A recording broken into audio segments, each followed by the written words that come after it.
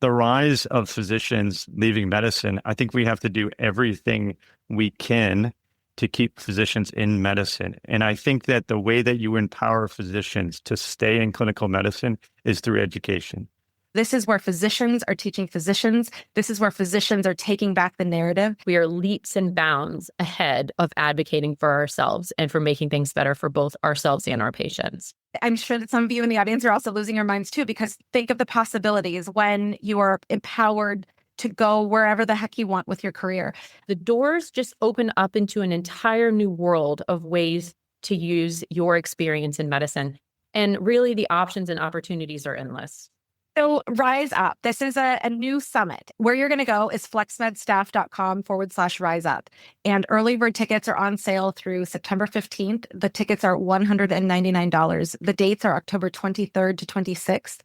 If you are not available to attend live, you will have access to the recordings afterwards. And as long as you sign up before the event goes live, before Rise Up starts, you're able to access the content for 6 months after the summit goes live.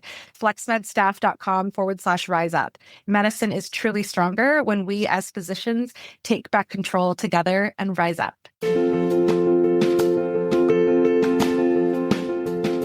Direct primary care is an innovative alternative path to insurance-driven healthcare. Typically, a patient pays their doctor a low monthly membership and, in return, builds a lasting relationship with their doctor and has their doctor available at their fingertips. Welcome to the My DPC Story podcast, where each week you will hear the ever-so-relatable stories shared by physicians who have chosen to practice medicine in their individual communities through the direct primary care model. I'm your host, Marielle Conception, family physician, DPC owner, and former fee-for-service doctor. I hope you enjoy today's episode and come away feeling inspired about the future of patient care, direct primary care. Direct primary care to me is like the yoga of medicine. It is the lifeline for patients, for providers, and for entire communities. I see it as a tool to make our society, to leave our communities better than we found it. I am Dr. Dana with Love Health DPC, and this is my DPC story.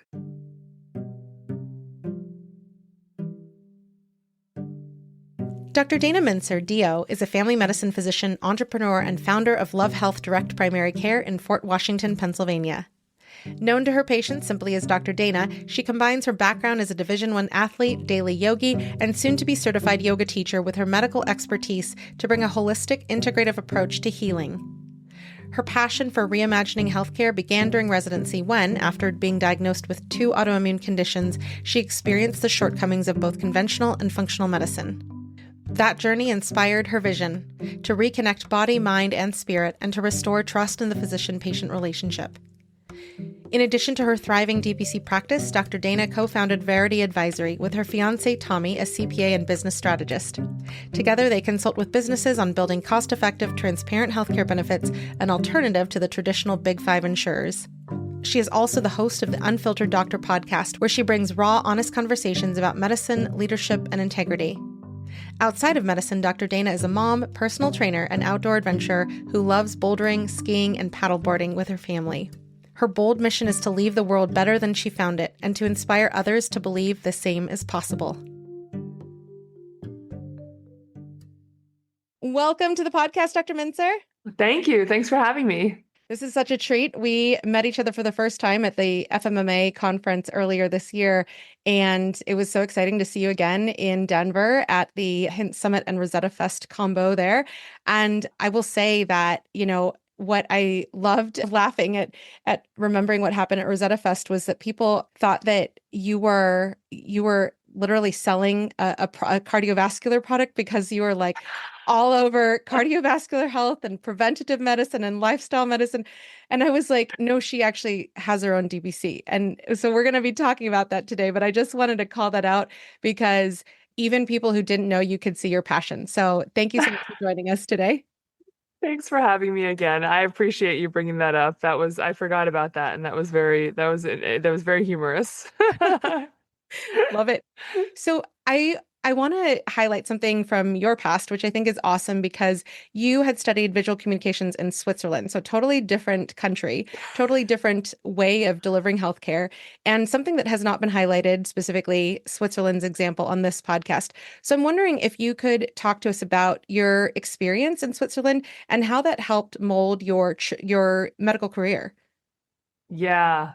So it's so pertinent with all of the different ideas going around, at least for me, about a single payer system and what's the solution. And, while healthcare was free in Switzerland, I think it really showed me that a single payer system is not the answer. When you have that experience of being, and I was right on the border, I was in Lugano, so it's the portion of Switzerland that drops down into Italy. And actually my boyfriend at the time, and this was 20 years ago, was in a motorcycle accident and he needed skin grafts. And it was like, and when he was in the accident, he was actually in Italy when it happened. So I had to go down there and get him from the hospital there. So I got to see both Swiss hospitals and Italian hospitals. And what was very clear to me was this is not what most Americans would be happy with healthcare. Not that they were the doctors. I'm not saying anything about the doctors per se, but I mean, it was sort of chaotic. The wait times were crazy, were worse than here. No one had privacy. Like people were 10 people to a room, not even curtains drawn. And I just don't think it would be an acceptable level of healthcare. So I think that really got me thinking when I came back and decided to go down the path of medicine, which I think I had been frightened to even try earlier on in my life. It really gave me a perspective on like that argument with, oh, we need a single payer system, we need a single payer system.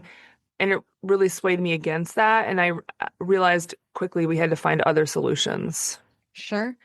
So dovetailing on that, I'd love to hear how your experience in medical school was because you went to the Philadelphia College of Osteopathic Medicine and MDDO school. We get pretty quickly exposed to the way that healthcare is, accepted culturally right now in this country where insurance is healthcare. I want to ask here if you had, you know, very stark thoughts about how this healthcare is different. This type of healthcare is still not optimal, comparing it to what you had seen in both Italy and Switzerland. Yeah, so a little bit about the osteopathic portion. One of the things that I loved about Switzerland and Italy was the way of life. It's a much different philosophy. You have breaks throughout the day, things shut down for mental health time. And as a former Division I athlete, I had also been dealing with the aftermath of a lot of just wear and tear on my body. And I saw an osteopath in Switzerland. In Switzerland, it's two different tracks. You're either an osteopath or sort of like chiropractic almost versus physician track here, or you're an MD. There wasn't a combination track. So that osteopath really opened my eyes to what I sort of already intuitively knew, which was the connection of structure, function, and spiritual values and mental health. And he really helped me a lot. So when I came back to the US, I started realizing, oh, wait, there's a combined path almost. Like I can do osteopathic school. And I was going to be a non-traditional student because I didn't go back to med school until I was 28. So it just so happened that osteopathic schools were known to be a little bit more favorable or look more favorably upon non-traditional students. And I think that's really what called to me from that perspective. I'm so glad I did it. There are a lot of osteopaths who you go through osteopathic medical school and you have extra time spent in labs so that you can really fully understand structure and function. We have a really good understanding of the anatomy and physiology of the body, but a lot of people don't use it in their practice, and that's fine. I think it really shaped my practice today and how I view the whole person, why I really push toward a more holistic lifestyle medicine oriented practice. And although I don't specialize in osteopathic manipulative medicine, and I will refer out oftentimes to neighboring physicians who do that. That's great. And I think that's helpful also for people who are listening and they're very early on in their medical careers and trying to hear the difference between DO and MD, because I know it was a very vague discussion when I was applying to medical school back in the day. So that's wonderful to hear. Now, you also are a family physician like myself, and that is a whole layer of, choosing a specialty that's a lot of, dabbling in lots of things versus focusing on one area of the body. And so I'm wondering if you can also share with us why family medicine. Stay with us. We'll be right back. This October, I'll be in Anaheim at the AAFP FMX conference for a My DPC Story Live event hosted by SmartHeart and featuring Dr. Tom White. Come join us, grab some limited edition Disney-themed DPC swag, and pick up a copy of the Toolkit magazine with the 2025 Battle of the EHR results. And remember, Dr. Teresa Lovins, a practicing DPC physician, is running for AAFP president. So talk to your delegates and help make the DPC voice heard, and vote her in. Yeah, you know what? It's funny. I almost went into emergency medicine, and I'm so glad I didn't. I really have this incredible faith in the universe, God, whatever you want to call it, and I truly believe that I have guidance that's larger than me. I'm so glad I went into family medicine now. I think I would have completely burnt out in the emergency room. I'm too much of an empath. At times I've been called a super empath, probably fall into that category. And while it was exciting in a lot of ways, it's a lot of the stuff that you see in the emergency room is very, very challenging. Not that it's not challenging in different ways with family medicine, but I love that I have the space now to have authentic connections with my patients and the ability to have a long-term relationship with my patients. I love that. I don't know how we can have a positive impact on someone without those two things, right? Because those that creates a situation of trust. You have to have a mutual trust and a mutual respect in order to have an effective exchange of ideas. And certain conversations might not be easy conversations. If I'm a stranger to someone, and I realized this quickly. I worked urgent care for a long time because I was single mothering, and that was the space, the only space I knew within the insurance system that would allow me to go home and not be just like overwhelmed with charts on weekends and evenings. And I couldn't do it. I had an infant at home and an older child. And I realized pretty quickly, I don't have any space with this person that I don't know and that's coming in for a 7-minute visit to sit down and talk to them or even ask them. Like, I feel like they might feel like it was intrusive if I was like, what's going on in your personal life? Like, how was your relationship with your partner? Do you feel safe? Is it, like these questions that you're supposed to ask that need to be asked, but there was no comfort level in doing so in the rush system of insurance-based medicine. And so I realized very quickly, like well, not very quickly, but after I had been in urgent care and I had done outpatient addiction medicine for a while, so I had a little bit of contrast in that regard, that there had to be something else because I wasn't helping people and I was band-aiding. Yeah. And I think it's ironic because I just spoke with a bunch of chief residents at the UC Davis residency network yesterday. And right before that, I had talked with residents from my former residency. And I just find myself being so uncomfortable when I hear fellow physicians, fellow family physicians talk about how it's great that they'll see so many patients in a day. And when I calculated out what the average was, it was like 12 minutes or less per patient. And they were, with happy smiling faces talking about how they're not allowed to do OB, they're not allowed to do this or that, and they can't see this particular population. And I'm like, I'm so sorry, but does anyone see the problem here? And it's very, very uncomfortable sometimes for me. And I've expressed this on the podcast and to other people in person, but it's very, very hard sometimes once you've seen what healthcare can be like to unsee what healthcare can be like. So I also want to ask here, because even just, being an empath, a super empath in your case, I'm also glad you didn't go into emergency medicine because that is rough, especially these days when there's even more demand on ER physicians. But when it comes to your being able to be empathetic because of your experiences in healthcare, I'm wondering if you could talk to us about how you intentionally then shifted from the service models that you were in to opening direct primary care? Yeah. So I think it's really important for us to be vulnerable and share our vulnerabilities. And so I'm going to share something that I'm not proud of now, but I was that individual that you were just talking about. So I was at an urgent care that's a chain urgent care, and they were known, and before COVID, especially for 14-hour shifts. So it was like you would do a 7 and a 7, so it would be a double. And then at the parties, we would brag about, because we would get paid on productivity. So like the more patients you saw, the more money you could make. And we would sort of joke about it and brag about, oh yeah, I saw 85 patients last shift. I mean, 80 to 90 patients in a 14-hour shift was more the norm at this place. Wow. And well, that was great in one way because it gave me a lot of exposure to acute stuff. Like I knew I could maneuver acute things quickly and realize what tests I needed to get done quickly. It quickly wore on my soul. I and I didn't even realize why I was so miserable or unhappy, right? I didn't know why initially I wanted to quit medicine. COVID hit, and the situation just got worse in some ways because the initial COVID, I feel like I saw more acute illness, like the worse illness. Mm-hmm. And I had more than a handful of patients coming in respiratory distress that we had to send to the emergency room. It was very scary. And during that process, I have a background as a personal trainer, and I am a former D1 athlete, and I really started doing more positive habit coaching, and I started experimenting with fitness stuff online and on social media because I didn't even know what I was doing. I was just like, I have to get out of this. I have to somehow, and I don't see a path out.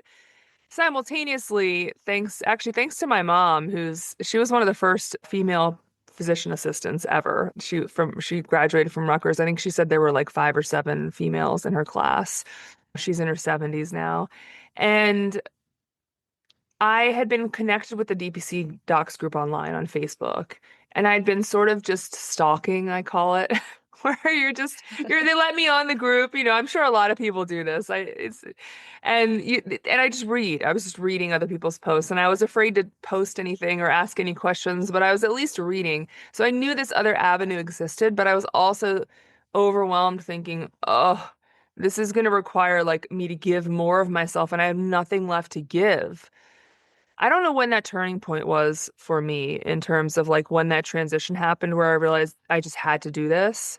I think that I'm really grateful for my now fiance, who is a really rational and kind human. And he and I had a lot of discussions. We were actually looking into just buying some sort of business outside of medicine completely. And my uncle as well, who's pretty rational CPA, him just saying, you have to do something in your profession. Like you have to,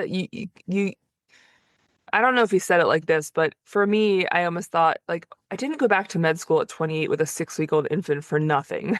Like, I sacrificed so much of my life for this.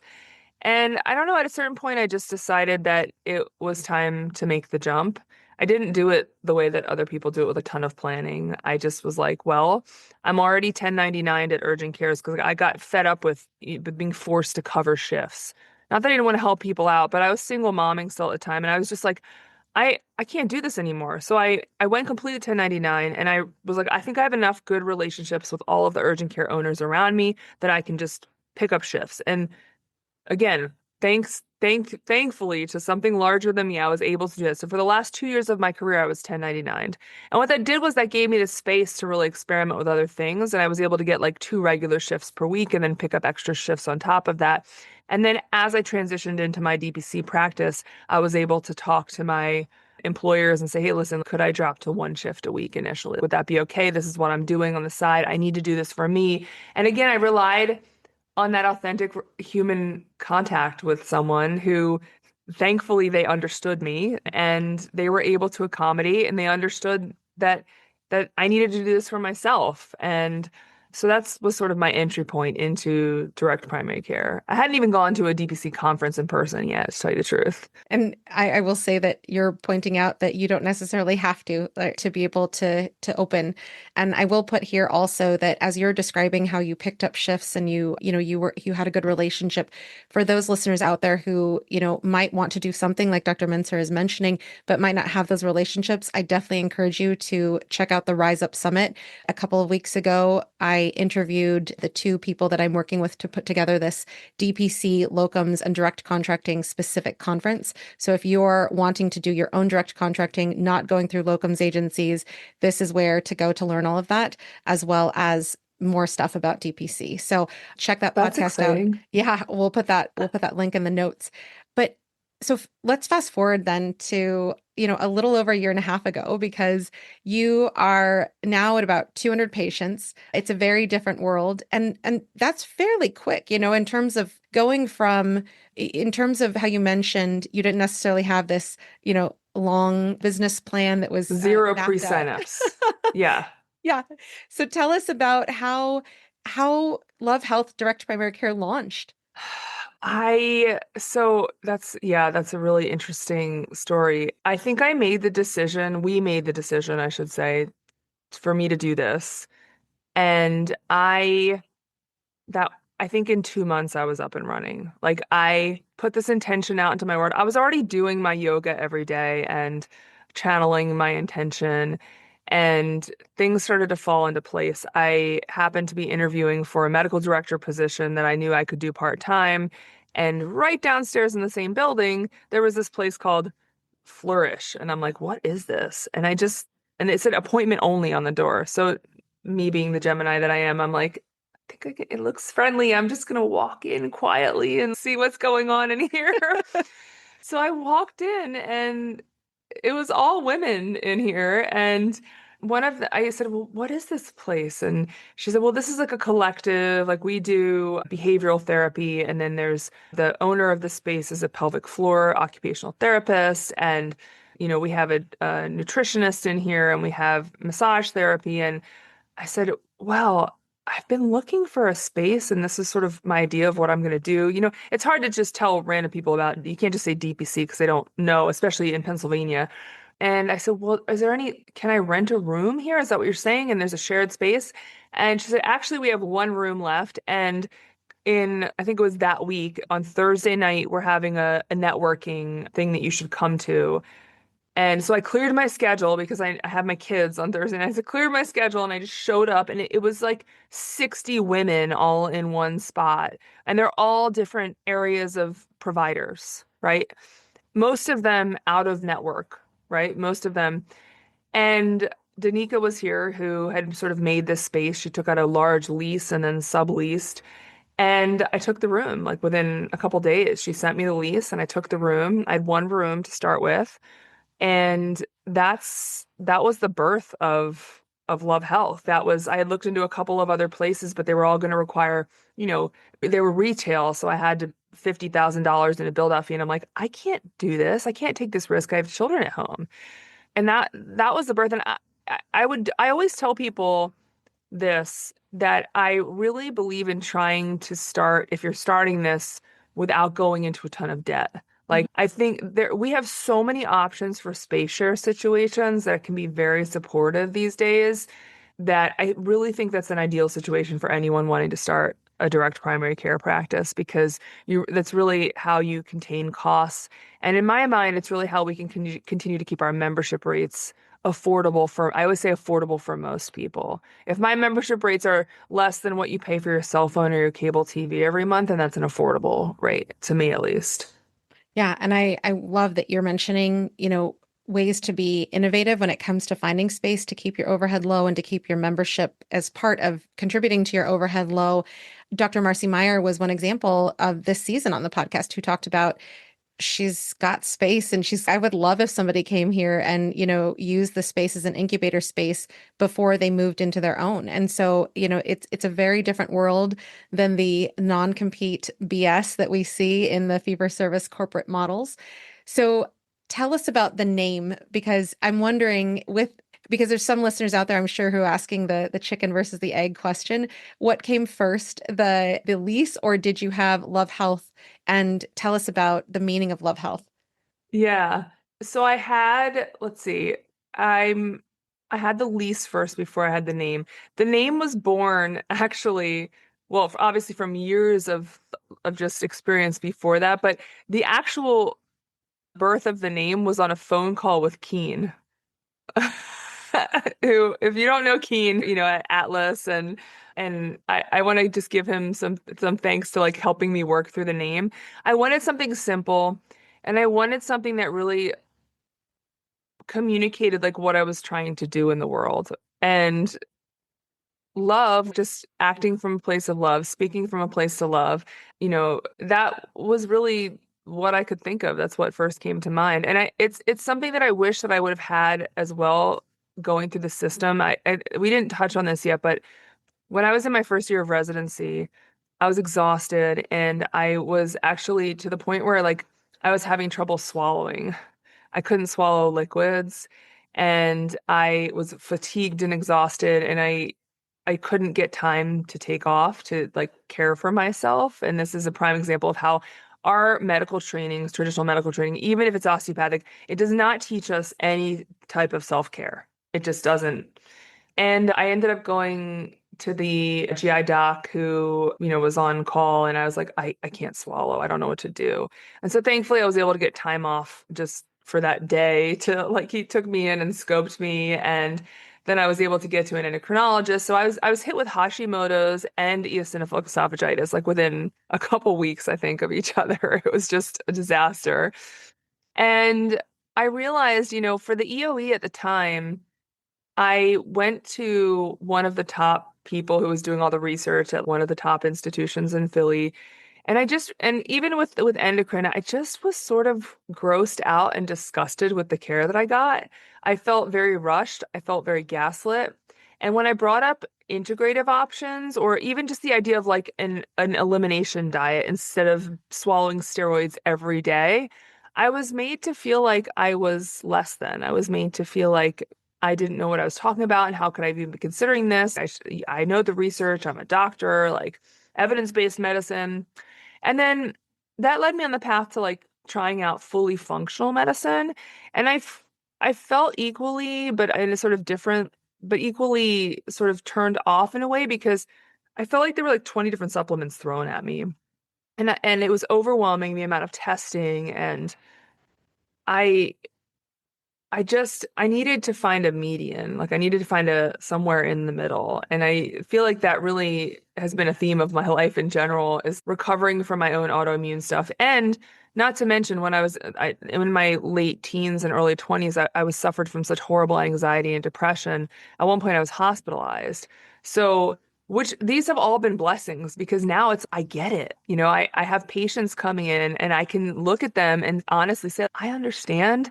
And these are all of your options. And let me just tell you, like, medicines can work so much on this, but we really need these lifestyle interventions to have you be in a happy place. I can tell you I'm on the other side right now. So anyway, I just realized early on, and I don't know if I realized it at the time, but this really shaped how I structured my DPC practice, in terms of I want to communicate authentic love for people. I'm very humbled. I'm blessed that people are finding me to act as their humbled advisor. And I'm grateful for that every day. And I want to bring that love and gratitude to my moment to moment interactions in the world. So I think that's really the story of how Love Health was born. Beautiful. And I will ask here too, because as you speak to these things that have happened to you in retrospect are a blessing, because they're enabling you to be the person you are today. And I love that, because I think that that is what we all are doing, but sometimes we don't necessarily recognize that past experiences are a blessing in disguise.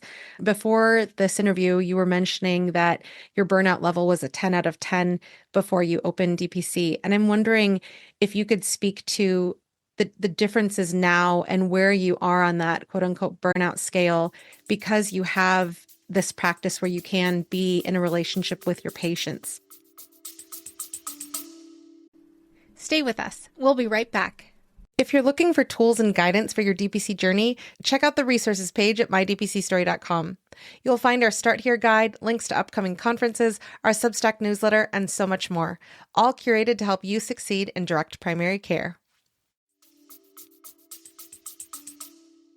Yeah. So I just want to put this out there. I'm probably working more now than I was before, right? As an entrepreneur, it's just nonstop. And we have 4 kids at home between the two of us, and we go back and forth between 2 different states because we met long distance, and it's about five to 5.5 hour drive, and we make it work. But I want to just point this out that oftentimes when you're in the midst of the burnout, you don't see it, right? It's the same concept as I say, like I find, just because of my past experiences with narcissism in a relationship, I'm attracting people that need some assistance in that arena. And I liken it to the same thing, like when you're in some sort of abusive relationship, or oftentimes you don't see it in the moment. So I think that if there's, other people listening to this that might think that they might be a little bit burnt out, sometimes it's worse than you actually think that it is in the moment. And that takes a lot of sort of being present and mindfulness to be able to come to terms with really at what level are you. And then there are other people that are so burnt out that they're on the other spectrum and they're feeling suicidal because they're so burnt out and they don't even realize, how the suicidalness and the burnout are connected. And I just want to make everyone know that there's definitely an alternative for every horrible emotion. Even if it feels like the end of the world, there's always an alternative for that. It just might take a little time to come around to. And so now, before, I remember, even as a burnout urgent care doc, I would talk to other docs if they were willing to listen, especially if they were younger than me. And, a lot of the messages that you get are like patients were calling frantically throughout the day and the urgent care doc is busy. And in our area, it was single staff, meaning like one doc on service at a time. That's it. And sometimes people would express in meetings like that they were frustrated with patients being ridiculous and calling throughout the day. And I tried to give people another perspective and say, hold on, wait a second. Let's flip this around. So you're the patient. You came in before closing last night and somebody gave you an antibiotic and you're now having a medication reaction, you think, to this antibiotic, which is common. And now there's a new doc on the next day that doesn't know you. And you're used to calling around. The primary care doctor that you called said, we don't want to deal with this. Go back to the urgent care because we didn't prescribe the medicine. But then that primary care doctor couldn't see that patient to begin with. That's why they ended up waiting in urgent care for 2 hours to see a doctor for 5 minutes max. And they're expecting that nobody's going to call them back unless they continue to call frantically. So are we gaslighting this patient by calling them crazy? And my answer to that is yes. We're creating this chaos. We're creating this situation by being in this system. The system is creating it. I wouldn't say the doctor itself, Mm-hmm. but so I would always encourage people to just think about things from that perspective. If you had more time, if you had calm during your day to some extent, and obviously not every day is calm. I had a patient emergency this morning that I had to do juggling act for a little bit, but what would your empathy level look like, if that makes sense? I got to a point where I realized I didn't want to hear what patients had to say. And I was like, that is not who I am in the world. This is not who the universe, God, whatever you created me as. And something is wrong here. I need to really sit down and examine this. And thankfully, I really, and I'm not trying to convert anyone to like a different religion, but I really thank my yoga for this. Years before that, I had started a daily yoga routine. And it wasn't like I'm going to a yoga studio every day. It was like I come home or I get up in the morning and I do my 10 to 20 minutes of yoga once a day. And I really credit that to being able to give me some insight into the fact that it was me. I was burnt out. I didn't want to hear anything more than a superficial level because I didn't have space for it. It's like what I see it with teachers a lot of the time. A lot of teachers can relate to this where they're going, and my daughter's soon-to-be stepmom is actually a first grade teacher. And I remember having this conversation where it can be challenging, but so you're going to school all day long and you're like dealing with first graders all day long, and then you have to come home to a first grader, and it's just nonstop, and you have no energy left to give. You have no oxygen to put on yourself before you, right? There's not that concept. So I guess that was a long-winded answer to I am working more hours now, and entrepreneurship is definitely not for everyone. Let me put that out there. It definitely takes a certain human to be an entrepreneur. And if you are not that person, that is totally okay. I think it's really important. There's a couple good books that I can recommend for people to read to determine if you are of that spirit or not. But that's also leads me into another thing of why I realized very quickly that going into DPC was larger than just me. I realized that for myself, I couldn't just stop at opening my DPC practice and having my 400 to 600 patients. That there was something deeper in my gut that was like, I have to keep going. I need to get to more patients. I need to provide employment that's like lifestyle medicine employment to other providers. And it was larger than me. It's awesome. So I definitely want to hit on what is happening to expand the mission of Love Health. Yeah. But I want to ask here before we go there, what is your typical week like? So the great thing about DPC is I can structure my week however I want to structure my week, which is awesome.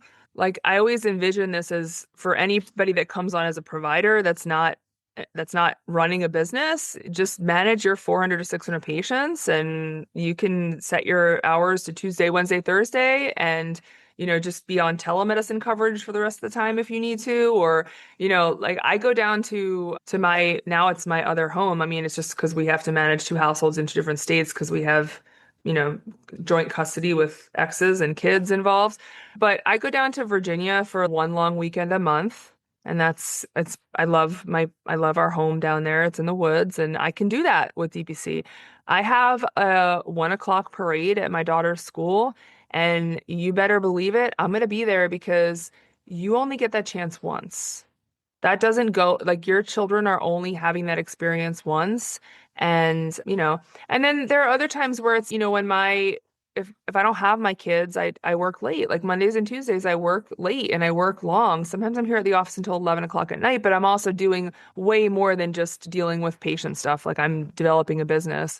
And my kids may have an activity on those evenings with the other parent that they're doing, and that's just not an activity that I go to on a regular basis, and that's okay. But overall, like I have long days on Mondays and Tuesdays when I don't have my kids, and then I have shorter days on Wednesdays, Thursdays, and Fridays, and I can drop my kids off at school in the morning, and actually this morning I rode my daughter to school we have a double bike. She has her own bike, but she's going to her dad's house this afternoon.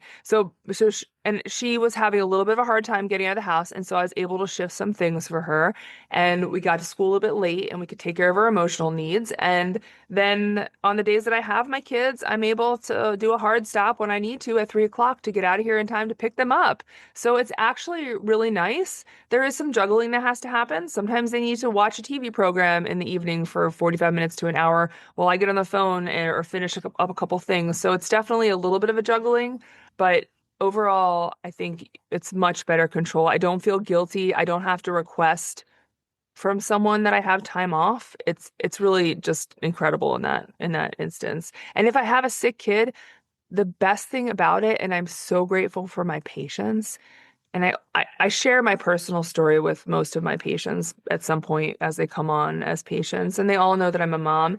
And so if I have a sick kid, my kid's either going to come in with me to the office, or I switch my patients over to telemedicine for the day. And that way I can be home, and I can be present. So I love that. And I yeah. will say that is something to expect in DPC almost. I have so many patients who they hear the kids shouting in the background and they're like, just call me later. We don't need to have this visit right now. Just call me later. And, even if it's an acute thing, they're also fine with, deal with what you have to do and then call me when you're free. I'll be up late tonight or whatever it is. And so I love that this is a thing to expect when you do have a relationship with a group of people who also value you as a person, and they understand that helping, take care of you in terms of being members of your practice, helping you financially, but also making sure that they're taking care of you so their doctor can be there for them. It's a very different it's a very different culture shift compared to what we have in the fee-for-service clinics, where you're seeing a patient every so many minutes. So I love that. So now let's talk about expanding the mission that you have at Love Health. When you talk about having expansion of lifestyle focused care delivery, I'm wondering if you could also talk to us about how your patients are not seeing you every 12 minutes, how you're delivering personalized lifestyle medicine focused care to your patients, and then how you're expanding that into the greater community.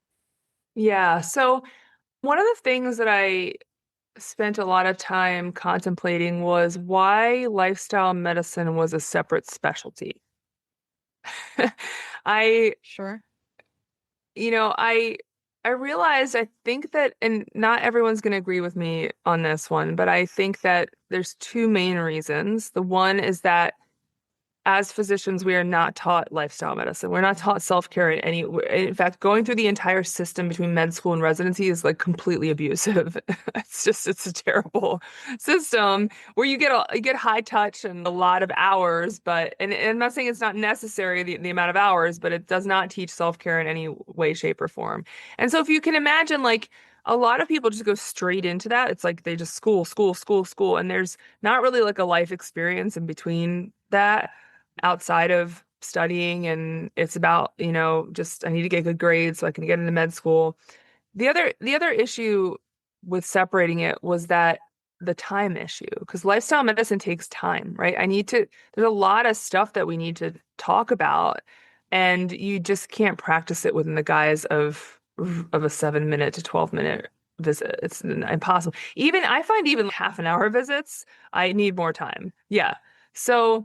So basically, I initially started by just saying, well, again, I was lucky because I'd had zero patients when I started.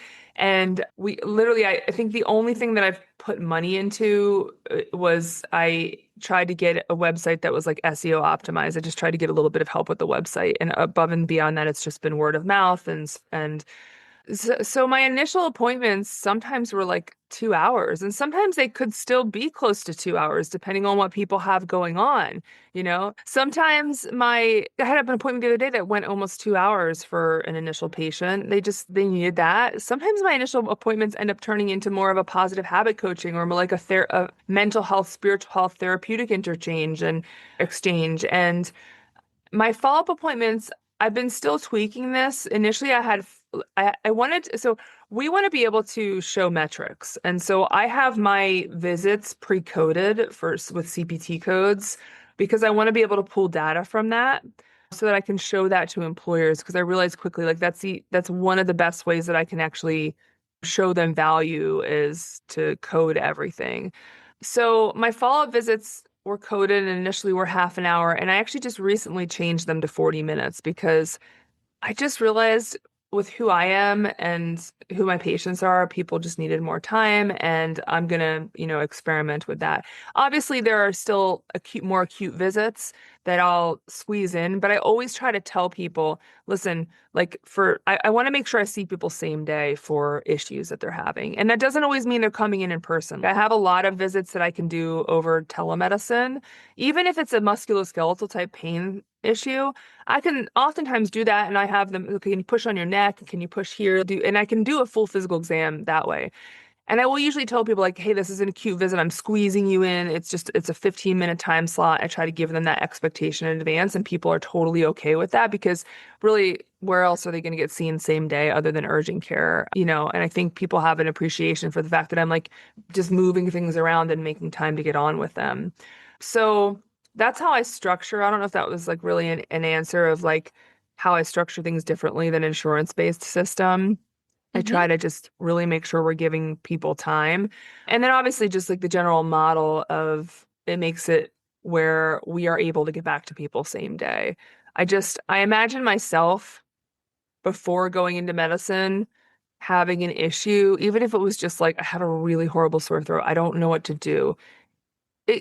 it's 10-minute conversation maybe with people just to figure out a plan. And most people are reasonable about, hey, I'm leaving the office right now, but can you take some ibuprofen, gargle with some warm salt water, and can you pop in tomorrow at this time and I'll do a throat swab on you if it's still hurting. And most people are totally okay with it. They need a sounding board to figure out what to do. I had another patient this morning that I was actually more concerned for something, and I ended up ordering a CTA of the neck just based on the symptoms that she was having. And I am lucky because I've made partnerships with imaging centers, and I've been going direct to physicians and organizations. And I called up the imaging center. I said, hey, I need you to get this patient in. They didn't have a blood test for kidney function within the last month, but she's healthy. She's had one done in the last year. This is the issue. And voila, they're taking care of it for me. And they're actually doing the pre-cert for me as well. Though I did use open evidence I love that, by the way. I use open evidence to fight with insurance companies all the time, because I can say, these are the symptoms that my patient's having. This is what I need to order for them. I need you to write a letter to the insurance company listing with citations why they need to be, covering this test. And so I was able to send that over to them for assistance as well. So I guess that's where things differ, and when you have more time, also, we don't have to refer. Like, I had a patient who I previously probably would have sent to hematology, but I was like, she didn't want to go. I said, I totally get that. Let me do a little more research. Let me see if there's any additional tests that maybe hematology would be getting that I can get for you, and just to double check, and then we'll regroup. And, it's amazing what you can do with time. Awesome. And it's amazing what you can do with time fueled by transparent pricing and ways to be innovative in healthcare because you're not tied to insurance. So wonderful to hear your way of creating a DPC ecosystem and expanding it where you are. So I love that. Now, I want to close with the fact that you're doing all of this for your community, but you're also continuing to take care of yourself. And as you pointed out a few times now, self-care is not something that is, typically taught in med school in the way that we become doctors.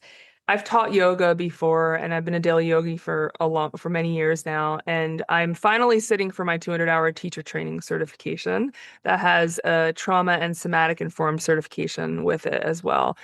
And the first step toward realization of truth is awareness, right? I see this over and over again with burnout. There's a lot of anxiety and sometimes depression that comes with burnout. And we're looking for quicker fixes in the form of SNRIs, SSRIs, different medications.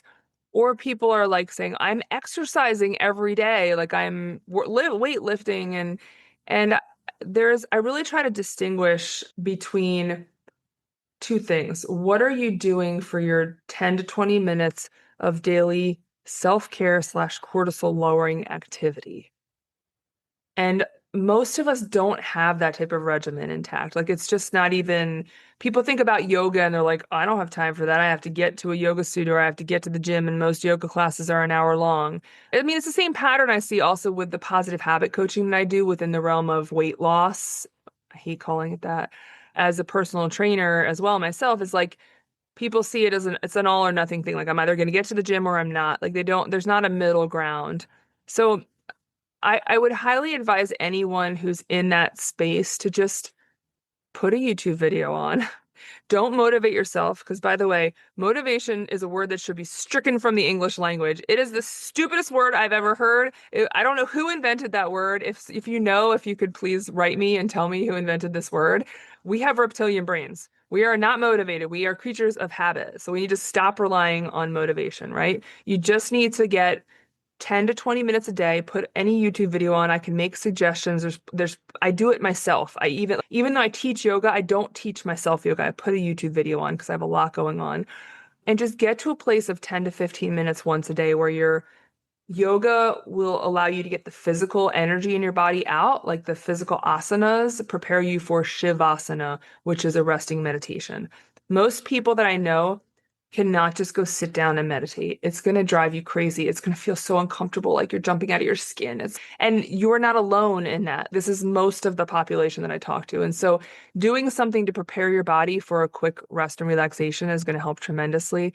And I don't know any other better way than doing that and being able to start with that 2-minute meditation at the end that's going to bring more awareness to your current situation than that. I can't tell anyone what the right thing is to do for your life. Like I see you, I respect your sacred autonomy, I respect your sacred humanity. You in the end need to know that. But what that 2 minutes of time will do, and maybe it expands to 4 minutes or 5 minutes, that will help to really deepen your connection to your intuition, which a lot of us have lost over time. And that in itself will help you decide what the next step is for you. For people that are considering DPC or some alternative, I would say just call one of us up. Like there's a whole network of us, right? And if somebody called me up, they're like, hey, can I just come in and talk to you and figure out, what does your practice look like? There are times when I'm busier and I'm just like, I cannot do this right now, but I'm also in startup mode. But I'm sure there are a lot of us who are not in startup mode who are more than happy to say, yeah, come on into my clinic, like come observe, whatever, come see about what's happening. And just like that Facebook group with the DPC docs is really, really, it's a helpful forum. It's active all the time. Plus there are statewide DPC. I'm a member of the PA DPC docs and then the Virginia DPC docs, and just it's a great place to start to see if this could be a good fit for you or not. So, and I just want to put this out there for anyone that's really struggling with burnout or depression or feeling at all like you're having suicidal thoughts. I want you to know that I have been there. I get it. And there is another side. There's always there's the opportunity to get to that other side, and you just need to reach out for some help.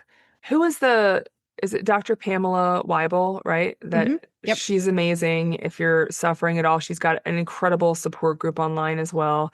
I find that oftentimes going inward and making some changes to the external stressors will create a whole new reality for most people. Thank you so much, Dr. Mincer, for joining today and sharing your story. Thank you so much for having me. Thank you for listening to another episode of My DPC Story. If you enjoyed it, please leave a 5-star review on your favorite podcast platform. It helps others find the show. Have a question about direct primary care? Leave me a voicemail. You might hear it answered in a future episode. Follow us on socials at the handle @MyDPCStory and join DPC Didactics, our monthly deep dive into your questions and challenges. Links are at mydpcstory.com. For exclusive content you won't hear anywhere else, join our Patreon. Find the link in the show notes or search for My DPC Story on patreon.com. For DPC News on the Daily, check out dpcnews.com. Until next week, this is Marielle Conception.